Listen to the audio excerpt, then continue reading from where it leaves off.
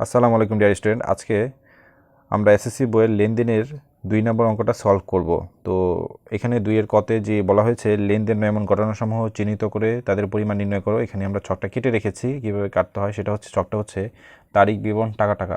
অনেকে বিস্তারিত টাকা, পরিমাণ টাকা লেখে, সেটা না লিখলেও চলবে, টাকা টাকা লিখলেও হবে, সমস্যা নেই। ওকে, যেহেতু লেনদেন নয় তাদের ঘটনাসমূহ চিহ্নিত করে তার মোট পরিমাণ নির্ণয় করতে বলা হয়েছে, আমরা তার নির্ণয় করব। তো আমরা অঙ্কটা পড়ব। ব্যবসায় মূলধন আনা হলো, এটা লেনদেন, কারবার টাকা আসছে। 18,000 টাকা বেতনে একজন ম্যানেজার নিয়োগ দেওয়া হলো, এটা লেনদেন নয়, আমরা আগে সালটা লিখে ফেলবো, 2017 ইং জানুয়ারি 2 তারিখ। তো 18,000 টাকা বেতনে একজন ম্যানেজার নিয়োগ দেওয়া হলো। ম্যানেজার নিয়োগ দেওয়া হয়েছে, তাকে কি টাকা দেওয়া হয়েছে? না, তাকে টাকা দেওয়া হয়নি, তাকে বেতন দেওয়া হয়নি। যে বেতন দিত তাহলে লেনদেন হতো, যেহেতু বেতন দেয়নি তাহলে লেনদেন নয়। এটা কী হবে তাহলে? লেনদেন নয়, যেহেতু নিয়োগ দেওয়া হয়েছে। আচ্ছা, লিখে ফেলবো এখানে যে ম্যানেজার নিয়োগ দেওয়া হলো, ম্যানেজার নিয়োগ দেওয়া হলো। কত টাকা? 18,000 টাকা। ওকে, ফাইন। তারপরে পরবর্তীতে পড়ি, ধারে পণ্য বিক্রয়, এটা লেনদেন হয়েছে। নগদে মণিহারি ক্রয়, কারবার থেকে টাকা চলে গেছে, লেনদেন হয়েছে। মালিক তার ব্যক্তিগত তহবিল থেকে ছেলের স্কুলের বেতন দিলেন, এটা লেনদেন নয়। মালিকের ব্যক্তিগত টাকা থেকে ছেলের স্কুলে বেতন দেওয়া হয়েছে, ব্যবসায় কোনো প্রভাব ফেলে না এখানে।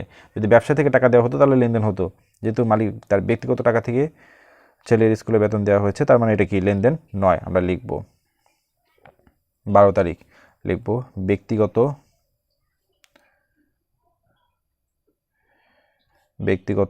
তহবিল থেকে ছেলের স্কুলের বেতন প্রদান। ওকে, কত টাকা প্রদান করেছে? 2,000 টাকা। লিখব 2,000 টাকা, দুইটা যোগ করে দেব, 20,000 টাকা। এই ছিল আমাদের ক। তো যেহেতু লেনদেন নয়, শুধু তাদের ঘটনা পরিমাণ নির্ণয় কথা বলা হয়েছিল, তাই পরিমাণ নির্ণয় করেছে, এবং বাকি দুটা লেনদেন। কারণ হচ্ছে সুমনা ট্রেডার্সের নিকট থেকে পাওয়া গেল, কারবার টাকা আসছে, এটা লেনদেন হয়েছে। 25 তারিখ বিজ্ঞাপন বাবদ পরিশোধ, কারবার থেকে টাকা চলে গেছে, এটা লেনদেন হয়েছে, তাই এই দুটো এখানে আসেনি। তো আমরা পরবর্তী পৃষ্ঠাতে খ দেখছি। তো স্টুডেন্ট, এখন আমরা খ নাম্বারটা দেখব। খতে বলা হয়েছে লেনদেনগুলো হিসাব সমীকরণ পদ্ধতিতে কারণ সহ ব্যাখ্যা করতে বলা হয়েছে। শুধু লেনদেনগুলো, যেগুলো লেনদেন হয় সেগুলো আজকে কারণ সহ ব্যাখ্যা করব না। তো আমরা প্রথম থেকে পড়ে আগে সালটা লিখে ফেলেছি, 2017 ইং জানুয়ারি 1 তারিখ, জানুয়ারি 1। একে লেনদেন হয়েছে, কেন লেনদেন হয়েছে আমি ব্যাখ্যা দিব। লেনদেন হলে লিখতে হয় এখানে আর্থিক অবস্থার পরিবর্তন ঘটেছে, আর্থিক অবস্থার পরিবর্তন ঘটেছে। ওকে, এখানে আর্থিক অবস্থা পরিবর্তন ঘটেছে। এখন দেখি কী কী পরিবর্তন ঘটেছে, আমরা এন্ট্রিটা আগে পড়ি। ব্যবসায় মূলধন আনা হলো 75,000 টাকা। ব্যবসায় মূলধন আনা হয়েছে 75,000 টাকা, মানে কারবারে টাকা আসছে। যদি কারবারে টাকা আসছে, সম্পদ বৃদ্ধি পায়, লিখব সম্পদ বৃদ্ধি, সম্পদ বৃদ্ধি। ও যেহেতু আমরা জানি 1 তারিখে কোনো কিছু নিয়ে ব্যবসা শুরু করে আমাদের মূলধন বৃদ্ধি পায়, আর মূলধন বৃদ্ধি পাওয়া মানে হচ্ছে মালিকানা সত্ত্ব বৃদ্ধি পাওয়া, লিখব মালিকানা সত্ত্ব বৃদ্ধি, মালিকানা সত্ত্ব বৃদ্ধি, তাই এটি লেনদেন, তাই এটি লেনদেন। ওকে,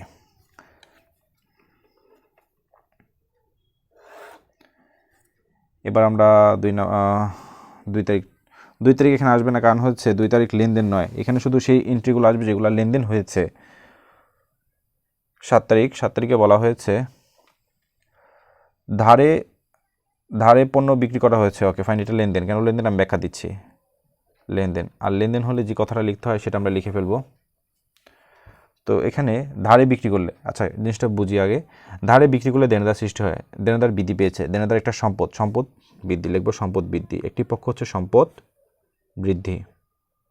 ও আচ্ছা, বিক্রি করেছি, বিক্রি করলে আয় হয় না ব্যয় হয়? নিশ্চয়ই এটা কি হয়? আয় হয়। আয় হলে মালিকানা সত্ত্ব বৃদ্ধি পায় না হ্রাস পায়? বৃদ্ধি পায়, লিখব মালিকানা সত্ত্ব বৃদ্ধি, মালিকানা সত্ত্ব বৃদ্ধি, তাই এটি লেনদেন, তাই এটি লেনদেন।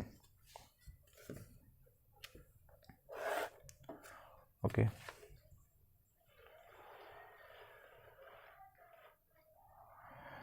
পরবর্তীতে বলা হয়েছে 10 তারিখে 10 তারিখ লেনদেন। কেন লেনদেন আমি ব্যাখ্যা দিচ্ছি।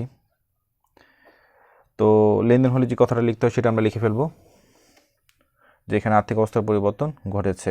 আচ্ছা, 10 তারিখ নগদে মণিহারি ক্রয় করা হয়েছে। নগদে মণিহারি ক্রয় করলে আমাদের কারবার থেকে টাকা চলে যাবে, টাকা চলে গেলে সম্পদ হ্রাস পায়, লিখবো সম্পদ হ্রাস, সম্পদ হ্রাস ও। আচ্ছা ফাইন, তো ক্রয় করেছি, ক্রয় করলে আয় হয় না ব্যয় হয়? নিশ্চয়ই ব্যয় হয়। ব্যয় হলে মালিকানা সত্ত্ব বৃদ্ধি পায় না হ্রাস পায়? মালিকানা সত্ত্ব হ্রাস পাবে, লিখবো মালিকানা সত্ত্ব হ্রাস, তাই এটি লেনদেন। ওকে, 10-এর পরে হচ্ছে 12 তারিখ। 12 তারিখ এখানে আসবে না, কারণ হচ্ছে 12 তারিখ লেনদেন নয়। কেন লেনদেন নয় আমরা কত এটা ব্যাখ্যা দিয়েছি। 20 তারিখ, 20 তারিখ লেনদেন। লেনদেন হলে যে কথাটা লিখতে হয় সেটা লিখে ফেলবো এবং দেখি কি হয়েছে এখানে। সুমনা ট্রেডার্সের নিকট থেকে পাওয়া গেল, কারো কাছ থেকে টাকা পাওয়া গেছে, কারবার টাকা আসছে, কারবার টাকা আসলে সম্পদ বৃদ্ধি পায়, তাই এটি লেনদেন, লিখব সম্পদ বৃদ্ধি। কারবার যেহেতু টাকা এসেছে, টাকা বৃদ্ধি পেয়ে সম্পদ বৃদ্ধি ও। সুমনা ট্রেডারের কাছ থেকে পাওয়া গেল, অর্থাৎ আমরা টাকা কার কাছ থেকে পাই? দেনাদার কাছ থেকে পাই। আর দেনাদার কাছ থেকে টাকা পেলে দেনাদার কমে যাবে, যেহেতু আর দেনাদার নেই, তাহলে লিখব সম্পদ হ্রাস, সম্পদ হ্রাস, তাই এটি লেনদেন। তো ডিয়ার স্টুডেন্ট, পরবর্তীতে বলা হয়েছিল 25 তারিখে, 25 তারিখেটা হচ্ছে বিজ্ঞাপন বাবদ পরিশোধ করা হলো 15,000 টাকা, এটা লেনদেন, লিখবো লেনদেন, লেনদেন। এবং লেনদেন হলে যে কথাটা লিখতে হয় সেটা লিখে ফেলবো। ওকে, আচ্ছা এখানে কি হয়েছে আমরা একটু দেখি। বিজ্ঞাপন বাবদ পরিশোধ 1500 টাকা। 1500 টাকা যেহেতু আমরা পরিশোধ করেছি, আমাদের কারবার থেকে টাকা চলে গেছে, টাকা চলে গেলে সম্পদ হ্রাস পাবে, লিখবো সম্পদ হ্রাস ও। আমি বিজ্ঞাপন দিয়েছি, বিজ্ঞাপন দিলে আয় হয় না ব্যয় হয়? ব্যয় হয়। ব্যয় হলো মালিকানা সত্ত্ব বাড়ে নাকি কমে? নিশ্চয়ই কমে, লিখবো মালিকানা সত্ত্ব হ্রাস পেয়েছে, মালিকানা সত্ত্ব হ্রাস, তাই এটি লেনদেন। আমরা পরবর্তী পেজে গ নাম্বারটা দেখব ইনশাল্লাহ। তো ডিয়ার স্টুডেন্ট, এখন আমরা হচ্ছে হিসাব সমীকরণ অর্থাৎ গ নাম্বারটা সলভ করবো। আমরা কোশ্চেনটা হচ্ছে হিসাব সমীকরণের উপর লেনদেনের প্রভাব ছকের মাধ্যমে, ছকের সাহায্যে নির্ণয় করো। তো আমরা ছকটা কেটে ফেলেছি। আমরা এর আগের ভিডিওতে বলেছিলাম এই ছক কাটতে গেলে প্রথমে আমাদের কী করতে হবে। প্রথমে হচ্ছে আমাদের কয়টা সম্পদ আছে, কয়টা দায় আছে সেটা আমাদের বের করতে হবে। কারণ সম্পদে কয়টা করে, সেটা দায়ের কয়টা করে সেটা বের করতে হবে। আজকে আমরা দায়ের গড় কাটিনি এই জন্য, কারণ হচ্ছে দায় নাই আজকে আমাদের অঙ্কে।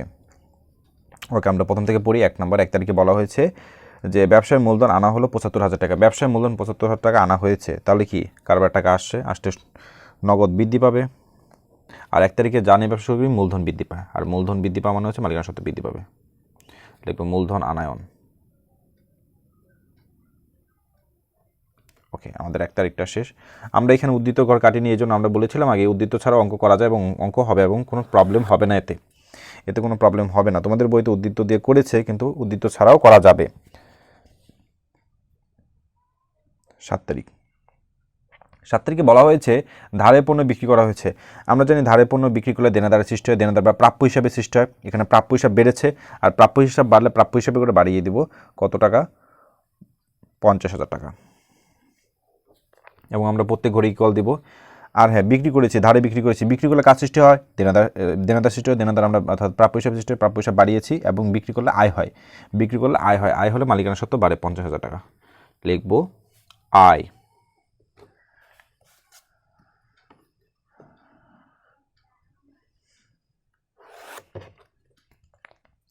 পরবর্তীতে বলা হয়েছে 10 তারিখ,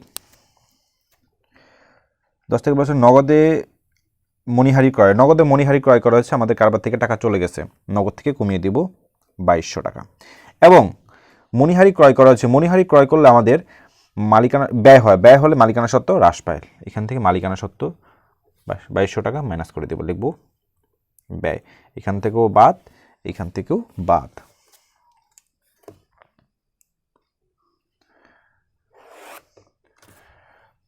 পরবর্তীতে বলা হয়েছে 20 তারিখ, 20 তারিখ বলছে সুমনা ট্রেডার্সের নিকট থেকে পাওয়া গেল।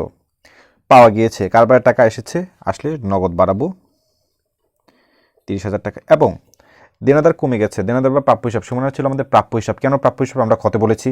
কারণ হচ্ছে আমরা টাকা পাই দেনাদারের কাছ থেকে। ওকে, প্রাপ্য হিসাব থেকে কমিয়ে দেবো 30,000 টাকা, ইকুয়াল দেব। আজকে আমরা মন্তব্য লিখবো না। কেন লিখবো না? কারণ আমরা আগের ভিডিওতেও বলেছিলাম যে আমরা মন্তব্যে তখনই লিখি যখন মালিকানার সাথে সাথে কাজ হয়। আজকে মালিকানার সাথে সাথে কোনো কাজ হয়নি, তাই মন্তব্যে আমরা লিখবো না। পরবর্তী তারিখ, পরবর্তীতে বলা হয়েছে 25 তারিখে বিজ্ঞাপন বাবদ পরিশোধ 15,000 টাকা, সরি 1500 টাকা। তো বিজ্ঞাপন বাবদ পরিশোধ করেছি, আমার কারবার থেকে টাকা চলে গেছে, টাকা চলে গেলে হচ্ছে কারবার থেকে অর্থাৎ নগদ থেকে মাইনাস করে দেব। আর বিজ্ঞাপনের একটা আয় নাকি ব্যয়? বিজ্ঞাপনের একটা ব্যয়, ব্যয় হলে মালিকানা সত্ত্ব কমে যাবে, 1500 টাকা লিখব ব্যয়। এবার আমাদের কাজ হচ্ছে উদ্ধৃত নামানো। আর উদ্ধৃত কীভাবে নামাতে সেটা আমরা জানি, আগের ভিডিওতে আমরা দেখে আসছি যে নগদগুলো সবগুলো যোগ বিয়োগ করে নামাবো। নগদগুলো সবগুলো যোগ বিয়োগ করে নামালে হচ্ছে আমাদের হয় 1,01,300। প্রাপ্য হিসাব হয় 20,000 টাকা, এবং মালিকানা সত্ত্ব যোগ বিয়োগ করলে হচ্ছে 1,21,300। এবার আমরা সম্পদ পাশ যোগ করব আর দায় আর মালিকানা সত্ত্ব যোগ করব। সম্পদ এই দুইটা যোগ করলে হচ্ছে 1,21,000, সরি এখানে একটু লিখতে ভুলেছি, 21,000 হবে, 21,000, 1,21,300, এবং এই পাশে হচ্ছে 1,21,300। আমাদের দুই পাশ মিলে গেছে। এই ছিল আমাদের সৃজনশীল 2 নম্বর। যদি তোমাদের প্রবলেম হয় ভিডিওতে আবার দেখবে। ধন্যবাদ সবাইকে।